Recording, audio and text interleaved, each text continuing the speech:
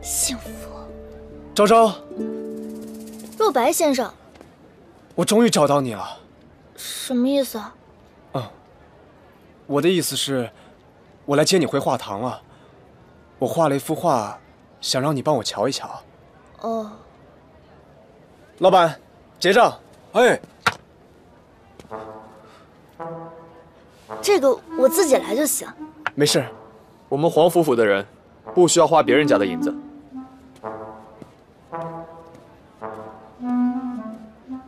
老板，结账。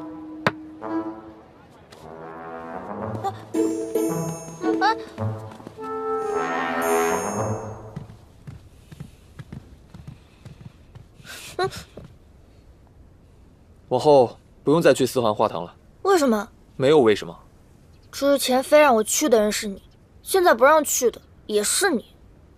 你是黄府府的人，我说的话，你照做就可以了。是，少主说的是。谁让我吃人嘴短，拿人手软？你说什么呢？我说，知道了，回头我跟若白先生说一声，毕竟他对我挺好的。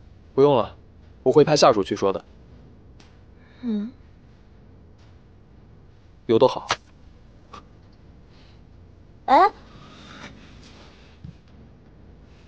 这不是我的手链吗？不是你的。我看看，这就是我的手链啊。少主，牛城的唐老板在厅堂等你。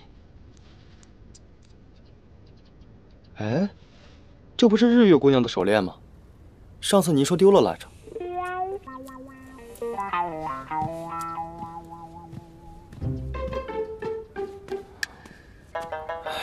心若冰清，天塌不净。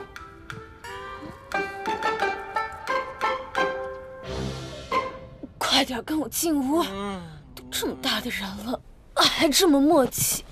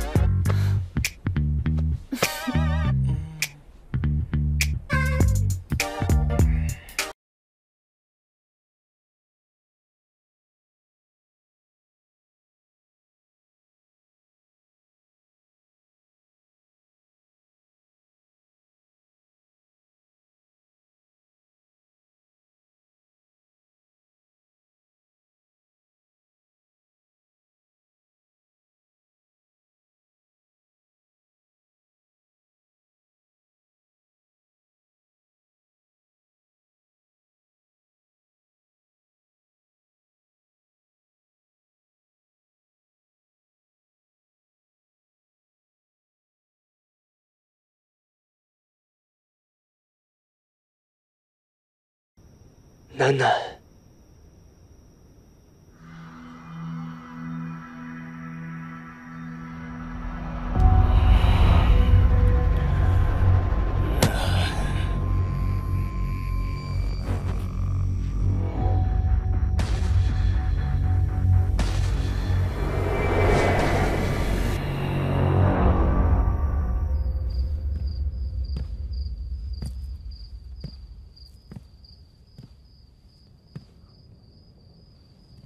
他为什么捡到手链不还给我啊？难道是……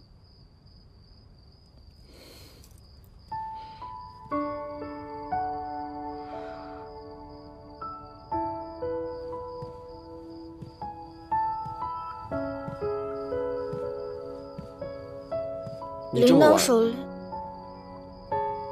我铃铛手链，少主，你偷拿我的手链？我没有偷拿，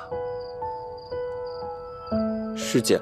那你捡到我的手链却不还给我，是不是因为你想送给孟子冉？什么？这跟孟子冉有什么关系啊？你们不是要成婚了吗？你藏着我的手链，是不是觉得它好看，所以想要送给他。这都什么跟什么啊？亲事是我帮颖定下的，至于手链，孟子冉和颖，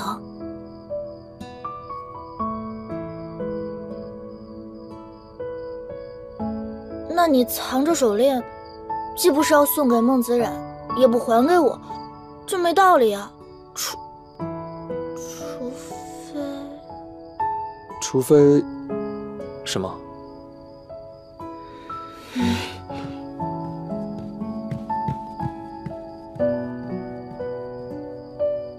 除非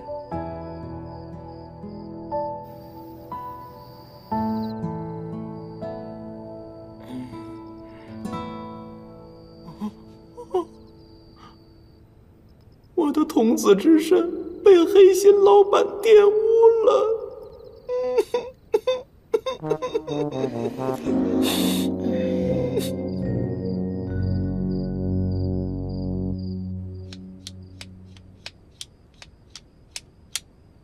除非有，我有一个朋友，他捡到了别人的东西，没有还给他，还随身携带，没有旁的意思。他是因为你动心了？不是我，是我的一个朋友。心若冰清，天塌不惊；神怡气静，忘我手艺6根大钉。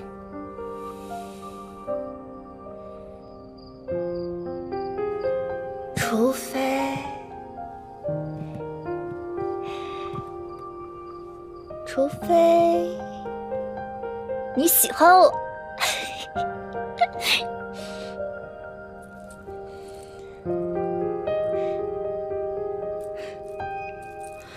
陆昭昭，冷静，冷静，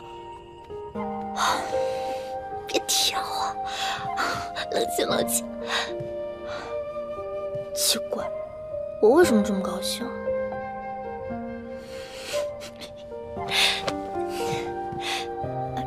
少主，这么晚了还不睡，不怕明日迟到吗？你不是不让我去了吗？想去就去，随你。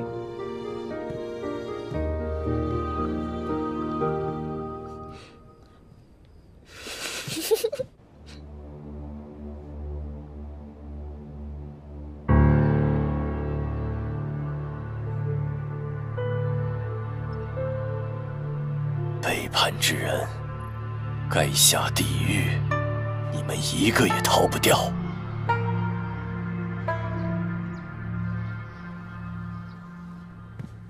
哎，你看，来了啊！哎呀，水性杨花，哼，就是。有八卦。我听好多人都说呢，昨天某人在街上呀，一边儿一个，哪个都不愿意松手呢。是啊，一头跟皇甫少主纠缠不清，一头还使劲往洛白先生身上凑，真不要脸呐！就是，不是这样的，你们什么意思啊？喂，别造谣啊！你们都误会了，这事儿绝无可能。孟子冉，没想到你居然愿意替我说话，谢谢啊！谢啥？就她这种出身、样貌、身材的女子，少主哥哥和洛白先生怎么会看上她呢？你们别瞎扯了。我怎啊？那天街边小贩都瞅见了，少主哥哥和洛白先生居然……我裂开了，我做梦都想做的事，你做到了，气死俺了！你要干嘛？我要干嘛？我要好收拾你！日月小心！洛白，谢谢洛白先生。你们在干什么？少主哥哥，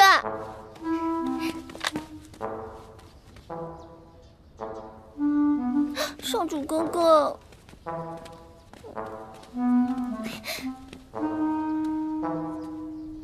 皇甫少主，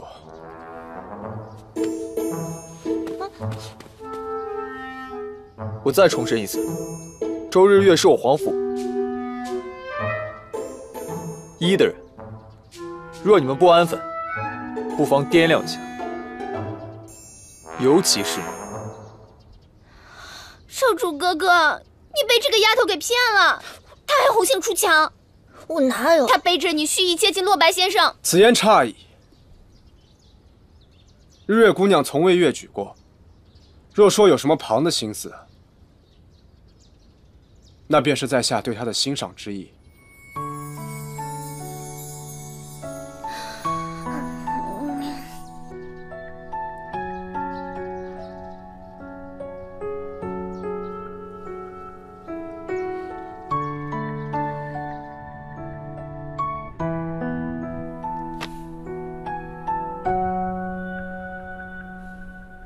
你觉得洛白此人怎么样？洛白先生，传言他谦逊有礼，学识渊博，才艺出众，清晨绝艺。可以了。想来，他也是这么看洛白的吧？和洛白相比，我不擅长作画，不擅长音律，更不擅长诗词歌赋，恐怕在他心里也会这般比较。少主，你不要气馁，你也有自己独特的优势。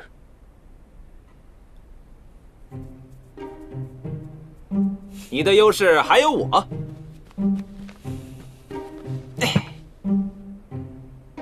我是来给皇甫兄送酒的，这个可是我几经周折寻来的君子醉。没兴趣。皇甫兄，你连喝酒的心情都没了，是不是因为最近闹得满城风雨的虎都三角恋？我有招，准能让那小日月对你神魂颠倒，你的视线里再也不会有那洛白。我的视线里从来就没有洛白。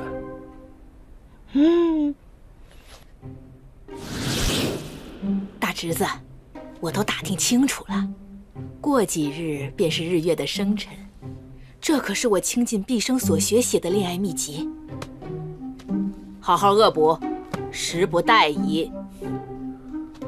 不需要。不，你太需要了，相信我，用对了办法，事半功倍。皇甫兄，玲珑掌柜说你通读那本《玲珑恋爱》，这本《玲珑爱之秘法》有点难度。玲珑掌柜的这个恋爱秘法跟我不是一个流派的，这得好好排练排练。不用了。玲珑爱之秘法，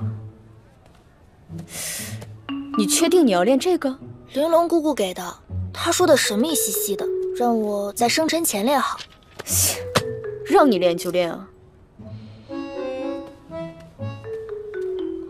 我也不想练，可是姑姑说皇甫一也练，那我也练练呗。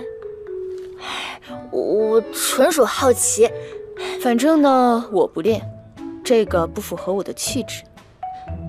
姑姑还说练好了有银子给，有了银子，我就能在你这儿消费。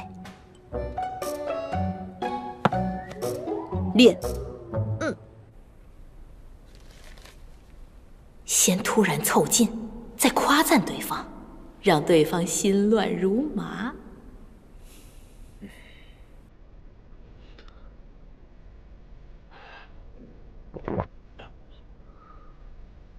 有美一人，轻扬婉细。讨厌。有点效果。紧接着，有意无意的肢体接触，让对方浮想联翩。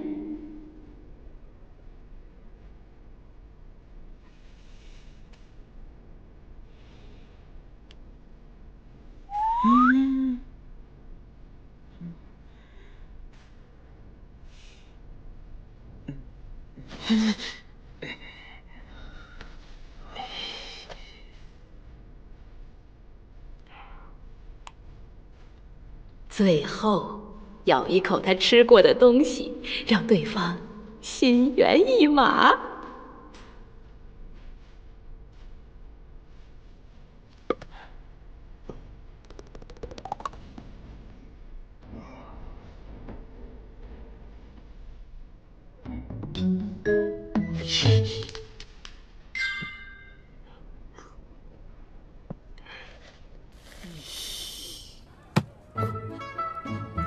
低一点。女人，你已经无路可逃，你已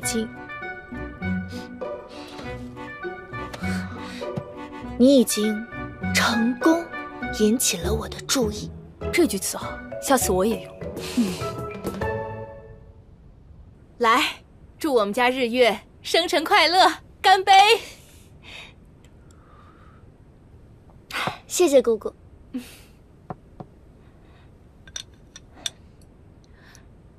大侄子，吃啊！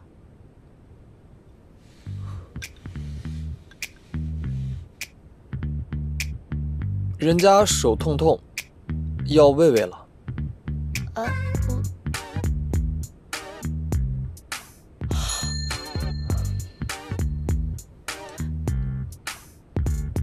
张嘴。好。好吃吗？我觉得，嘘，好吃。我不要你觉得，我要我觉得。反了，定是2本秘籍给反了。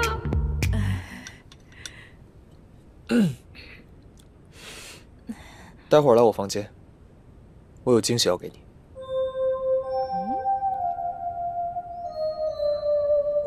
铁树开花了。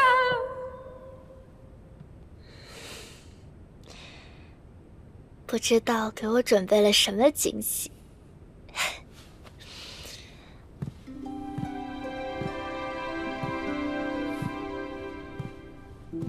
周日月，这是西域最盛行的求爱方式。周姑娘，你愿意做我的妻，一生一世一双人，忠贞白首，不相离吗？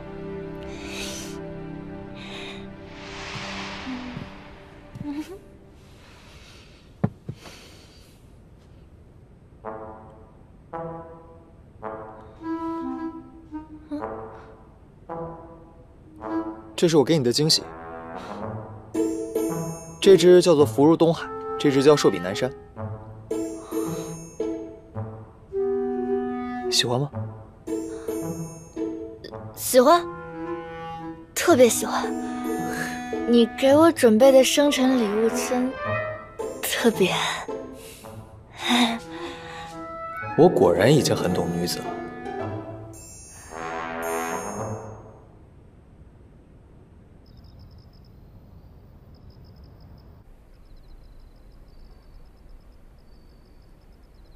今天是楠楠的生日，也不知道送她这幅画她会不会喜欢。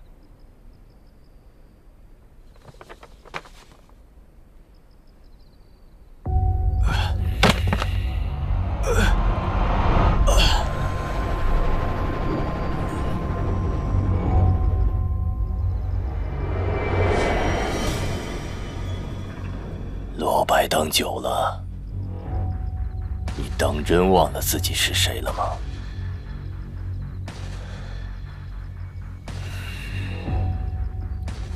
傅余，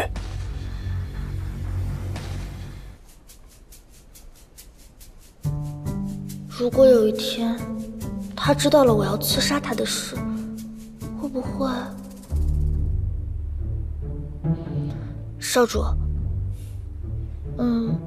我想说，假设如果有一天，少主，上次骗您的商铺已经都被我处理掉了。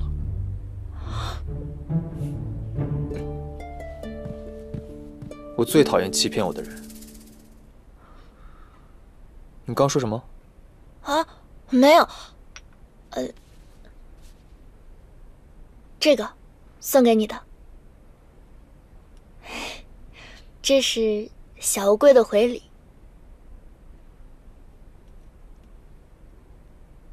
上面的字是我亲手刻的。有点丑。那你还给我。哎，你还我。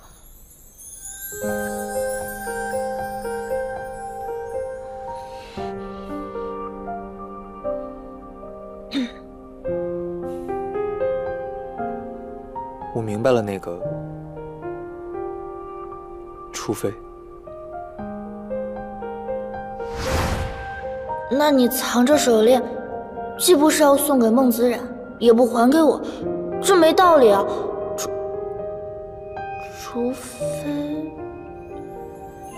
除非什么？哦。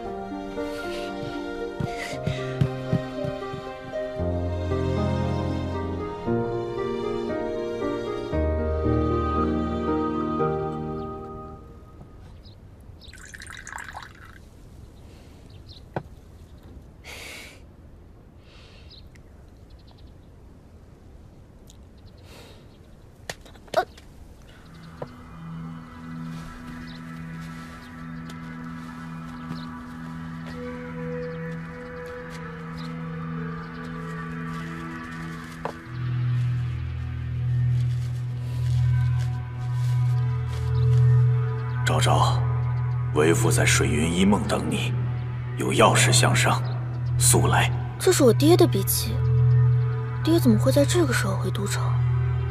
陆家出什么事儿了？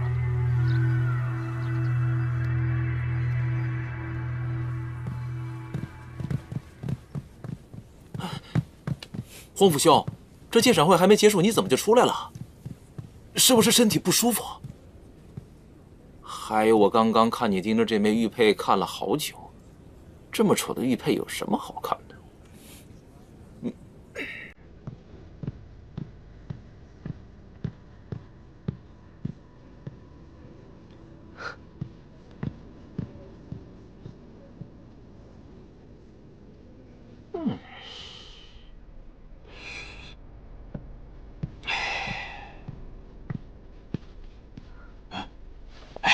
昭昭，爹，您找我有事吗？你先别问我，我先问你，刺杀皇甫一之事，你办得怎么样了？爹，您怎么知道这件事的？你先别管爹怎么知道的，我告诉你啊，皇甫一此人为人阴险狡诈，刺杀？皇甫一。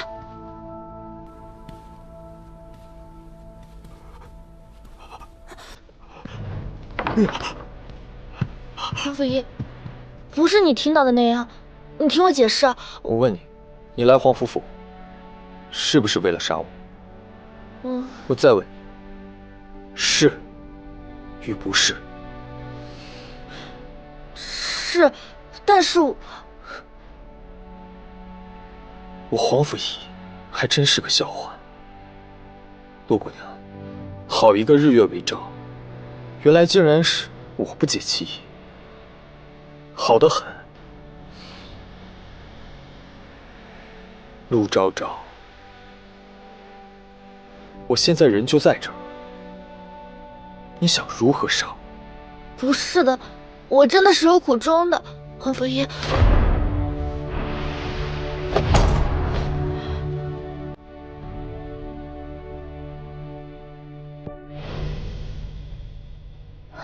皇甫一。你要回皇甫府？是因为舍不得他吗？从小到大，我都特别惜命，没有什么旁的念想，就只想好好活着而已。但直到现在，我才明白，原来这世上真的有人会让你奋不顾身。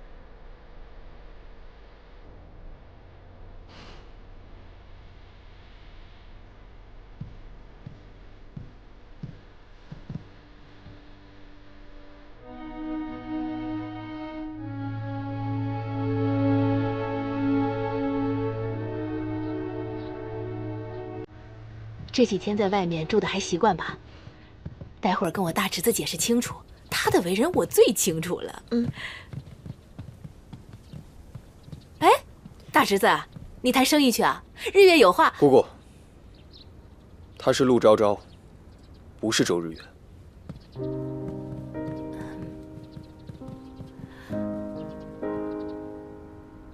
没事儿，不着急，咱慢慢来。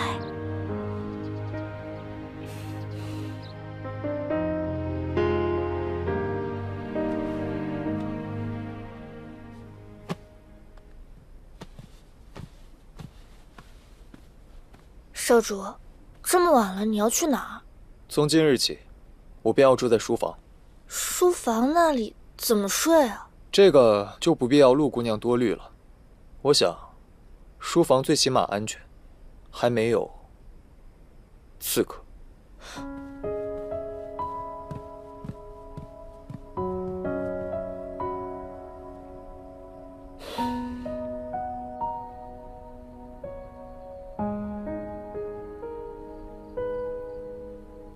从小到大，我都特别幸运，没有什么旁的念想，就只想好好活着而已。但直到现在，我才明白，原来这世上真的有人会让你奋不顾身。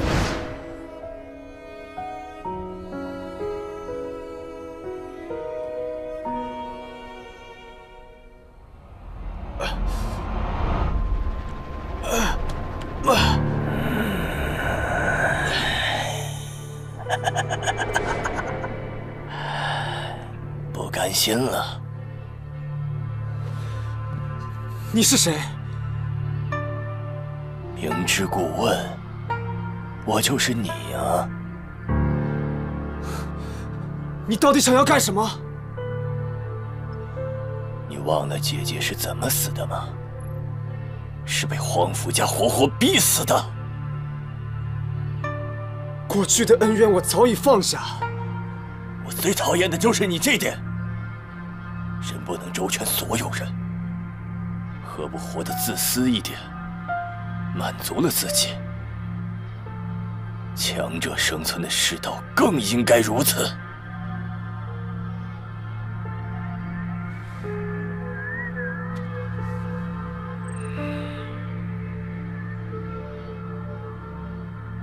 乖，相信我，只有我会一直陪着你的。少主哥哥，你吃。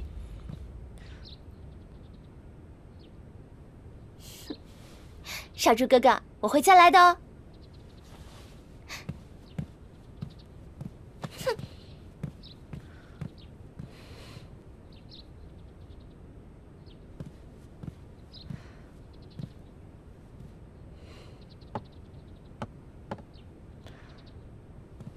少主，刚才孟自然怎么在这儿？与你又有何干系？我刺杀你，骗你是我不对，但是我刺杀是真的，欺骗也是真的，还有什么好担心的？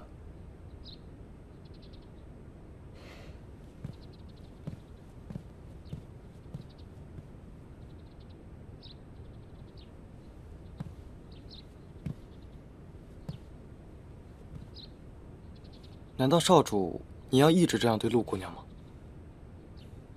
不用你管。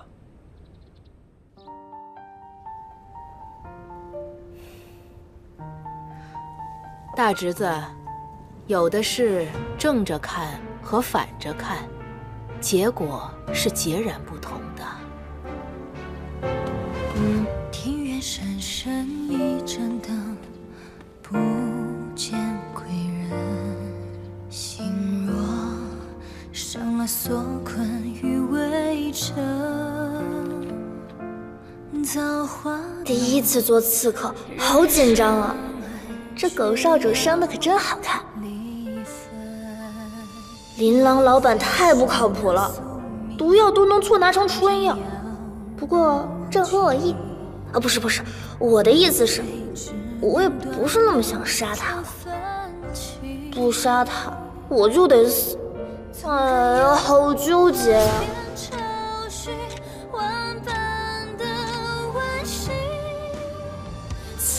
怎么办？我好像有点喜欢他了。就是心定了情，可如今却又锁一颗真心。转过身，缘散尽，剩孤影，眼泪洒落成冰，不负往日。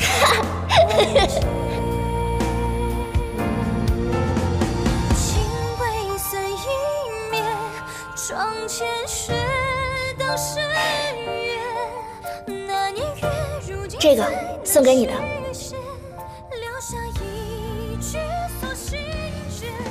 是上次小乌龟的回礼。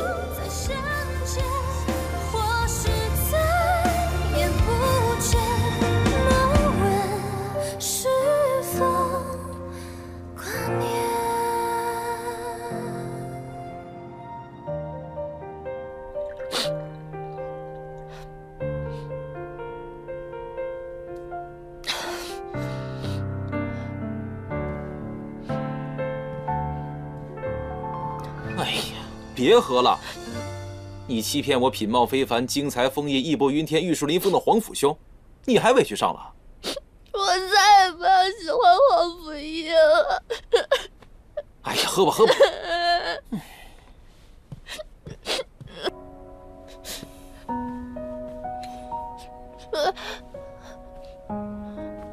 皇甫义。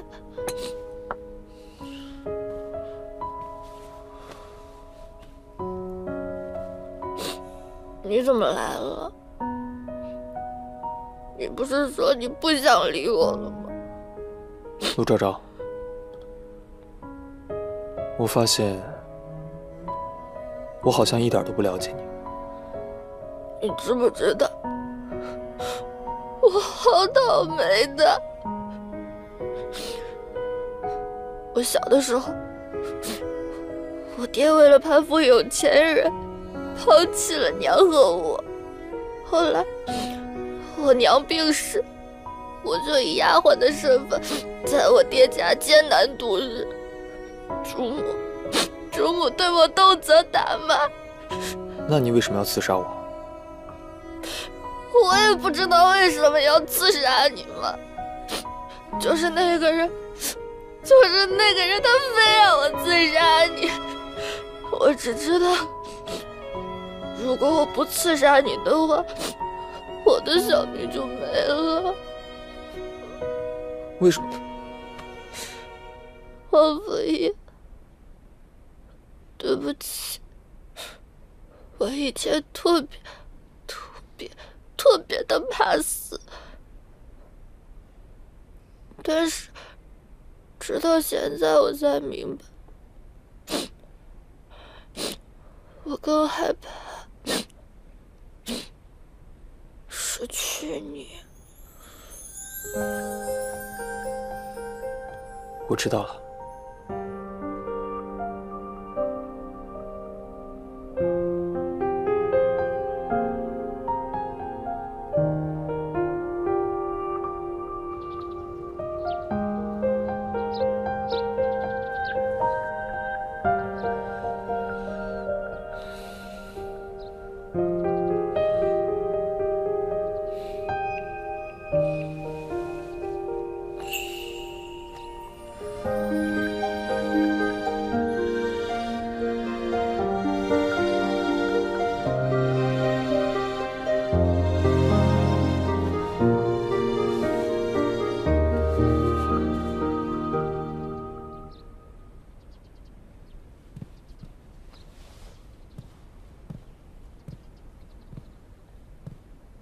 少主，周日月，就当我们从未相处过吧，让我们……我明白了。哎，你怎么了？你不是说就当我们从未相识过吗？那我就离开这里。我的意思是，让我们重新认识一下。你好，陆昭昭，我是皇甫义。怎么这么突然？你不是说不想搭理我了吗？我以真心待你，自然也希望你对我没有欺瞒。明明是你错在先的，你不应该多给点诚意，再哄哄我吗？我哄了呀，我给了很多诚意，都是真心的。但是你不但不理我，你还欺负我。那你就应该再多哄，再多哄几遍，说不定我就原谅你。哦，要哄那么多次啊？嗯，那我不哄了，走了。那就不哄了，我来哄你。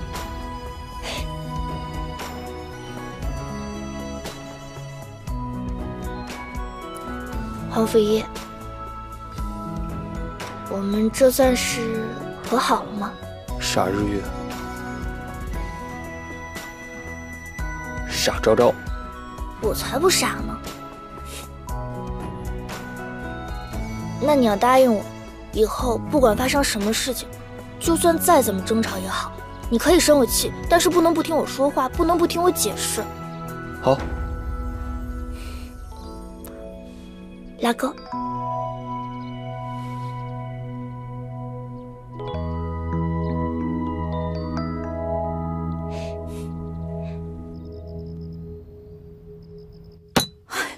真是屋漏偏逢连夜雨，几家分号的掌柜和账房都请辞了。本来这些事情就已经够棘手，现在竟还被诬陷造假币。我黄甫家在都城经营这么多年，钱庄一直规规矩矩。姑姑，稍安勿躁。安不了！你没看见外面那些小人嚣张得意的模样吗？好像我黄甫家明日便要垮了似的。姑姑，时候不早了，你也早点回去休息吧。啊，昭昭，那姑姑就不影响你们了。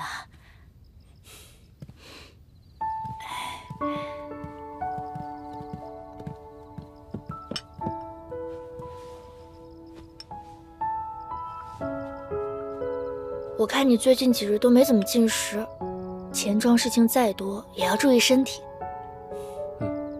少主。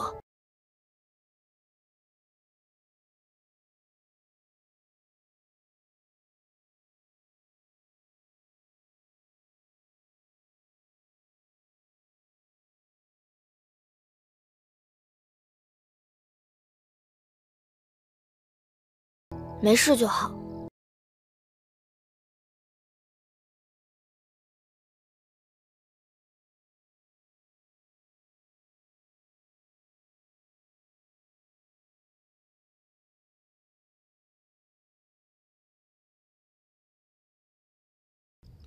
你早点休息。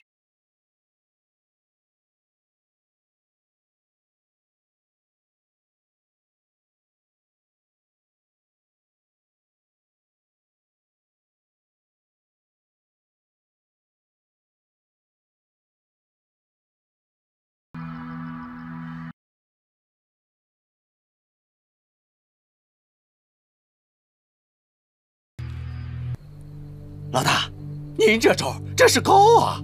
先让黄甫一上陆昭昭，然后再让他眼睁睁的看着心爱的人死去。那陆昭昭虽是平平无奇，竟还招惹上了闻名天下的洛白。嘿嘿，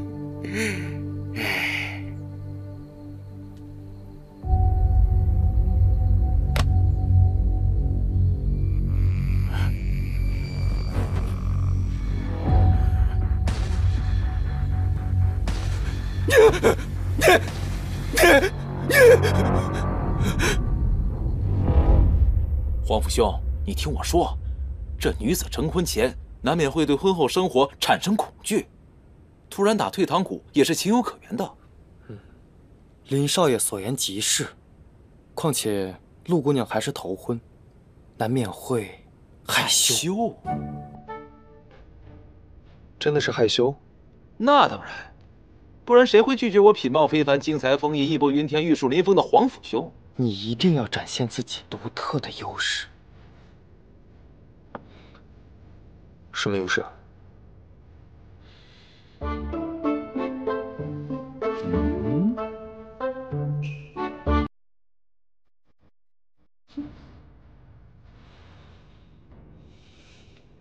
什么？你让老夫突然翻白眼儿，还要浑身抽搐？这成何体统啊！只要能让陆昭昭留在黄甫府，这个不是问题。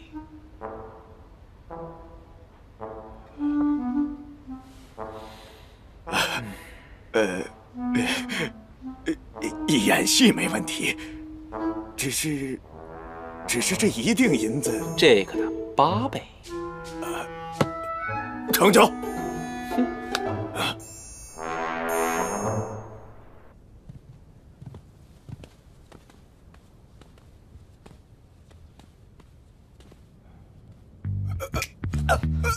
爹，您怎么了？哎，爹，您怎么了？怎么突然会这样？你没事吧？怎么回事？放心吧，黄甫兄，昭昭肯定走不了。那老东西演得妥妥的。我有什么好不放心的？这是怎么了？琳琅，你懂医术，我爹突然抽搐，你快看看吧。糟糕，黑心老板，不能让他搅局。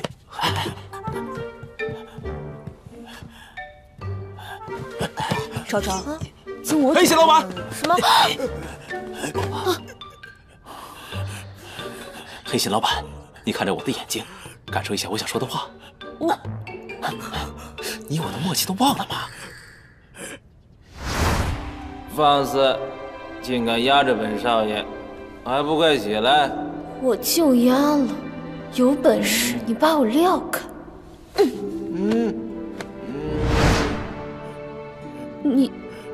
你干嘛？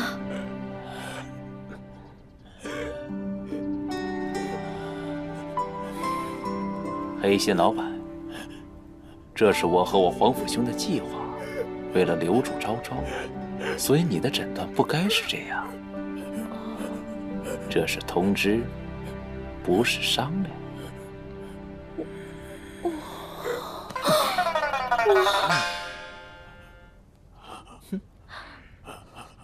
怎么样？昭昭，经我诊断，你的父亲虽不严重，但是急症，需要休养一段时间，不宜长途跋涉，最好是原地静养。哎，你确定吗？不是，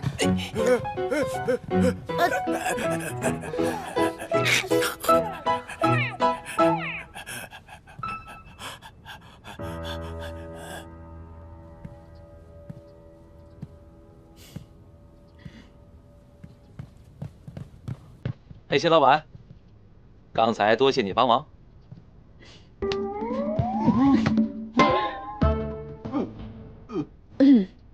低点。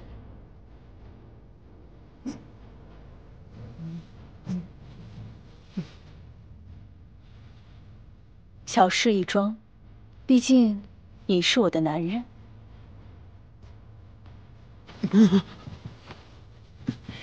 谁是你男人了？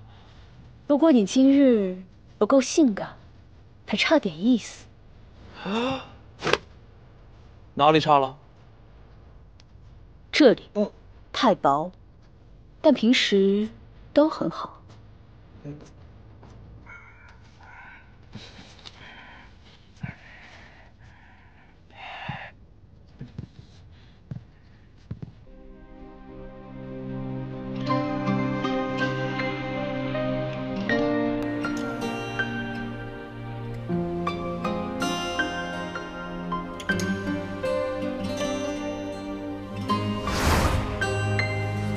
我也不知道为什么要刺杀您吧，就是那个人，他非要我刺杀你。我只知道，如果我不刺杀你的话，我的小命就没了。那你要答应我，以后不管发生什么事情，就算再怎么争吵也好，你可以生我气，但是不能不听我说话，不能不听我解释。好，来狗。我与昭昭情深意切，早已约定好。过了3日，我便娶她过门。是时还希望皇甫少主给分薄面，来喝杯喜酒。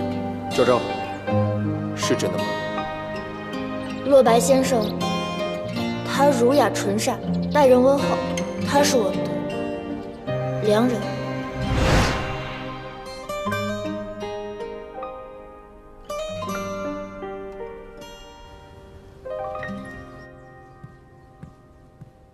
你找我来做什么？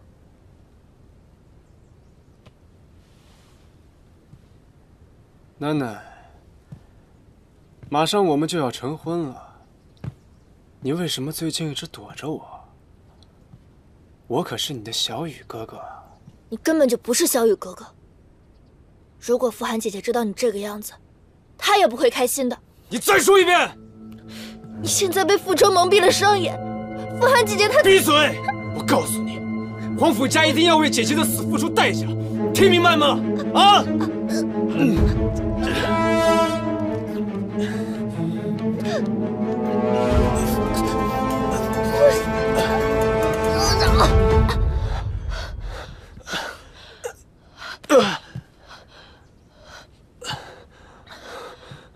楠楠，你没事吧？我是小雨哥哥，楠楠，楠楠，别碰我！你不是小雨哥哥。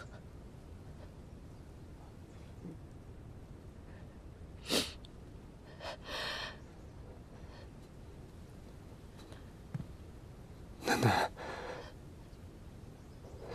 对不起。小雨哥哥，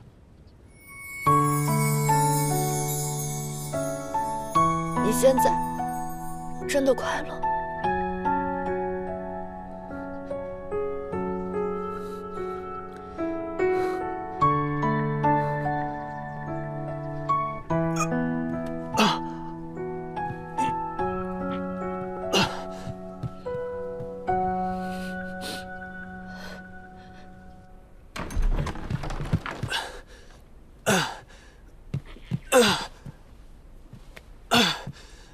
滚出我的身体！我就算是死，也不会让你伤害楠楠的。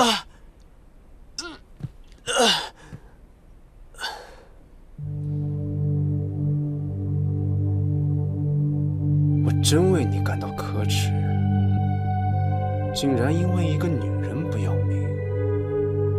既然如此，那看来是留不住你了。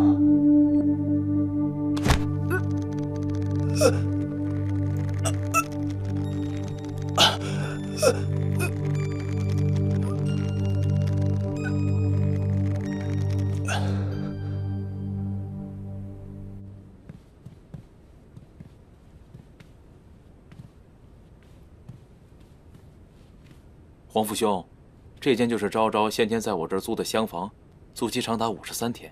53天？是。昭昭也是从这里被智慧把二当家带走的。这一切都太过蹊跷了。少主，我有要事禀告。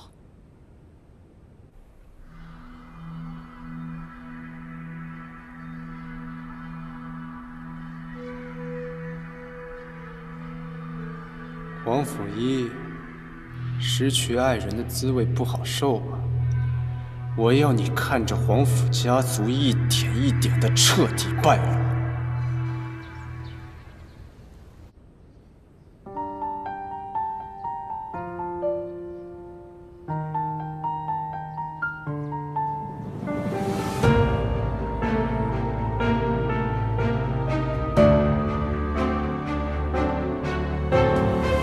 庭院深深一盏灯，不见归人。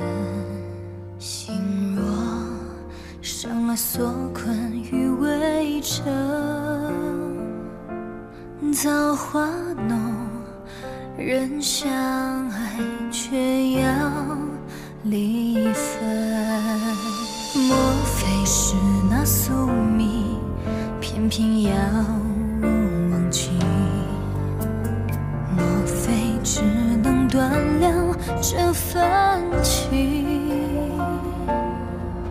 纵然有万点愁绪，万般的惋惜，情为是一绝，那一绝情碎裂，就是心定了情，可如今却要锁一颗真心。转过身，缘散尽生孤影，眼泪洒落成冰。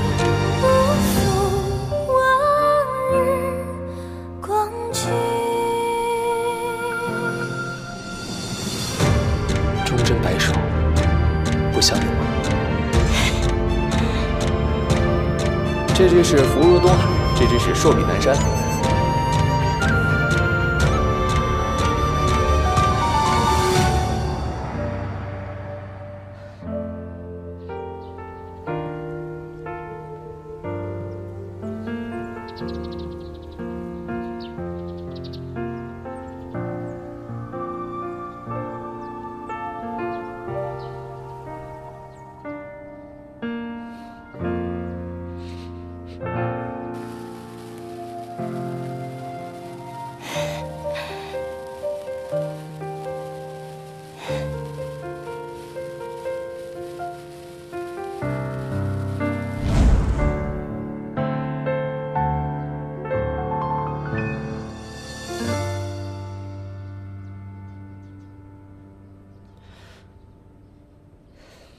陆昭昭，你快去看看皇甫兄，他快不行了。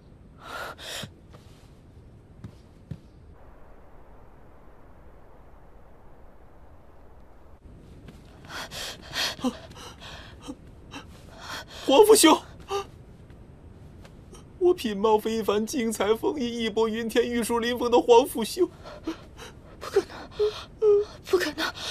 皇甫仪，皇甫仪，这怎么可能？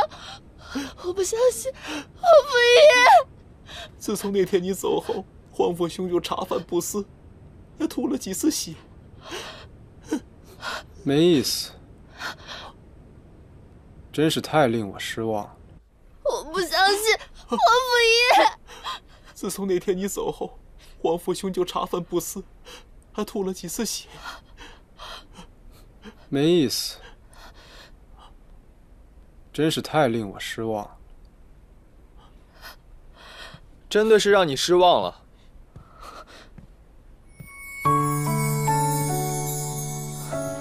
皇甫仪，皇甫仪，你吓死我了！傻昭昭，那这是……起来吧。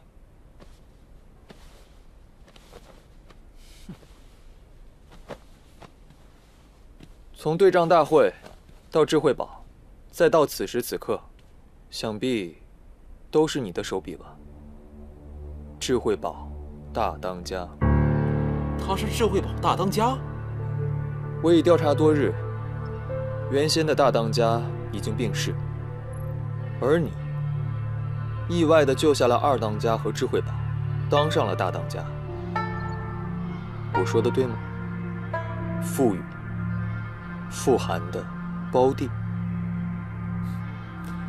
能被高高在上的皇甫家记住，真是我傅家的荣幸。想必你还不知道吧？他中了九霄散，活不过今天。最后，还是我赢了。还有一种方法。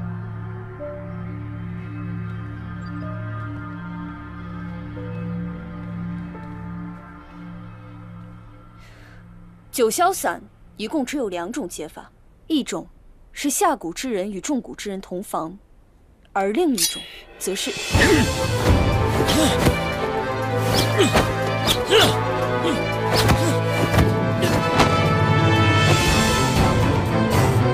小心！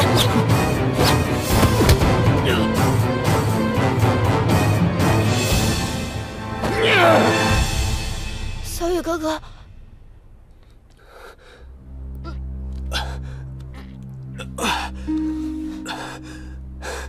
不许伤害他，否则我跟你鱼死网破，他们之间都得死。放下吧，这一切早该结束了。不可能！我等了这么多年，为的就是这一天。他怎么了？中邪了吗？不是中邪，这是分裂癔症。分裂癔症是受到了难以承受的刺激，最大的症状便是瞳孔会改变颜色。事情的真相并非你所想的那样，不要再误入歧途，冤枉无辜的好人了。哟，大姐，您来了。无辜，皇甫家就没有一个人是无辜的。当年你姐姐的事，我也有错。若是我早点发现她的情绪不对，也不会让她上吊自缢。你装什么好人？明明是皇甫乐天欺骗我姐姐的感情，你在旁边助纣为虐，最后亲手逼死了我的姐姐。我弟弟乐天同你姐姐傅寒，从头到尾只有师生的情谊罢了，别的念想从未有过。你骗人！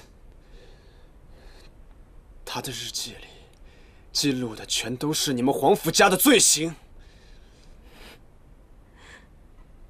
就是你逼他喝下碎骨子，掉了孩子，最后用白绫了了断。这个盒子里装的都是曾经他们的书信往来，你姐姐的字迹，你认得出吧？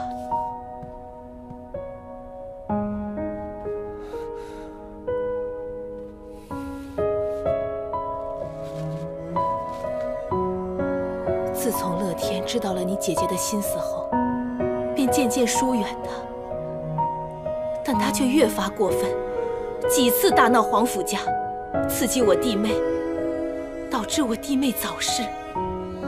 后来，我不得不将她赶出皇甫家。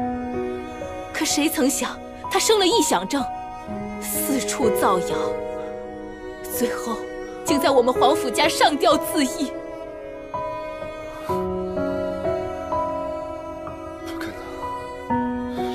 这不可能，假的，这都是假的。我何错之有啊？命运不公，世人凉薄。你们不想让我好过，那你们也休想好过。儿子，小雨哥哥。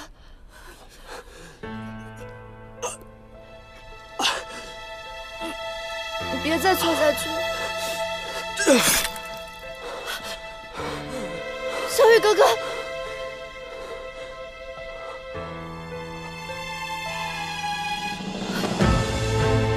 小雨哥哥，你这样是何苦？楠楠，我不会让任何人伤害你。你有你的奋不顾身，我依然。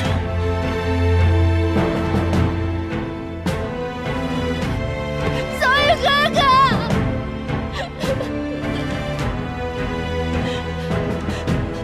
九霄散的第二种解法便是下蛊之人自枪而亡。小雨哥哥，你怎么这么傻呀？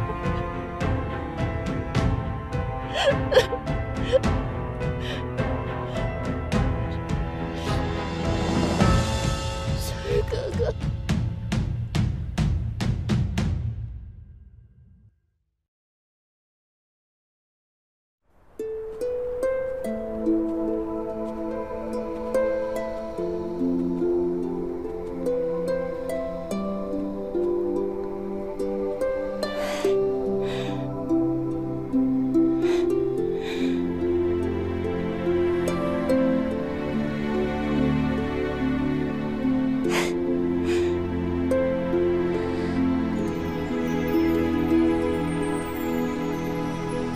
他这一生最想做的，应该不是名满天下的洛白先生，而是那个在姐姐身边无忧无虑的少年傅宇。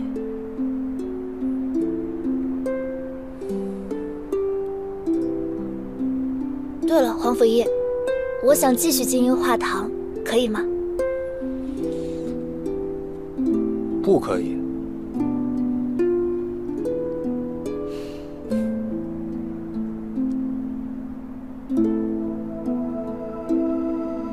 怎么能让你一个人经营，不带上我呢？